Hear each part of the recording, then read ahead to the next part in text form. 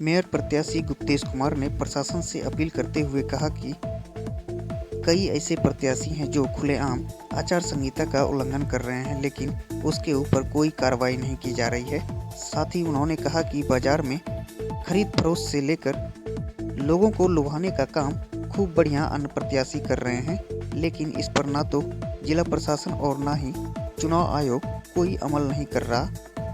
सभी सिस्टम खत्म हो चुका है। वहीं उन्होंने प्रशासन को कोसते हुए अपने एजेंडा को बताते हुए कहा कि अगर मतदाताओं ने मेयर के तौर पर पूर्णिया नगर निगम क्षेत्र से जीत कर आते हैं तो सबसे पहले वे बेघर लोगों के लिए मल्टी स्टोरी अपार्टमेंट बनाने के साथ ही फुटकर दुकानदारों के लिए समुचित दुकान की व्यवस्था करवाई जाएगी। मैं आपके समाज का बेटा गुप्तेश कुमार पूर्णिया नगर निगम मेयर पद का उम्मीदवार हूं।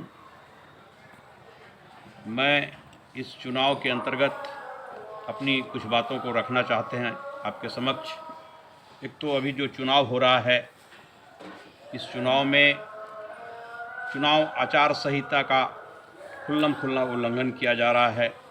लगता नहीं है कि यहाँ चुनाव हो रहा है।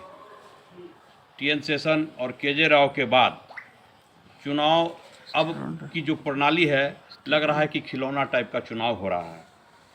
मतलब पूरी तरह से चुनाव की धज्जियां उड़ाई जा रही है। यहाँ मतदाताओं को नोट के आधार पर खरीदा जा रहा है।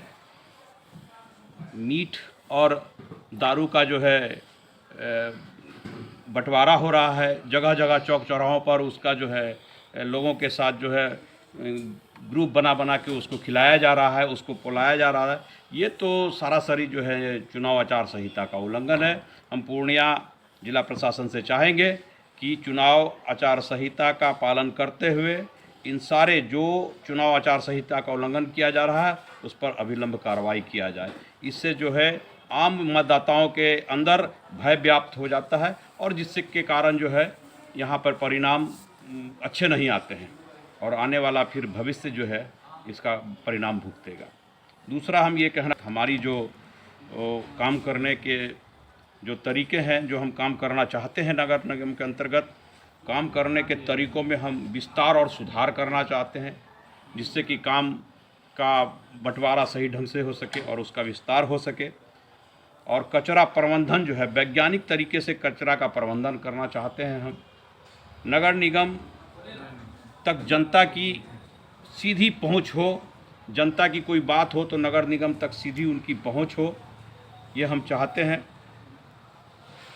दूसरा ये हम कहना चाहते हैं कि जो वेंडर की जो व्यवस्था पूर्णिया में है, इसमें अभी कमी देखी जा रही है और पूर्णिया में 3482 वेंडर है, जो इसके बनिस्पत बहुत कम वेंडर है।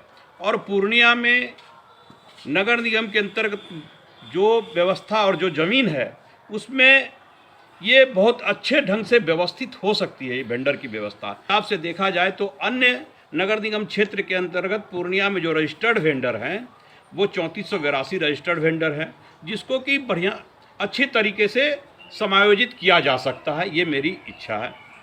और दूसरा, अभी जो गृह होमलेस लोग हैं, गृह विहीन लोग हैं, वो मात्र सर्वे के आधार पर 67 लोग हैं। ये कैसे सर्वे हुआ ये हमको समझ में नहीं आया अभी तक। किस आधार पर नगर निगम इसको सर्वे किया? और 67 ही लोग गृह विहीन लोग हैं, जबकि अतिक्रमण जो अभी मुक्त किया जा रहा था इसमें बहुत सारी शिकायतें आई कि बहुत सारे लोग जो है गृह विहीन हो गए हैं।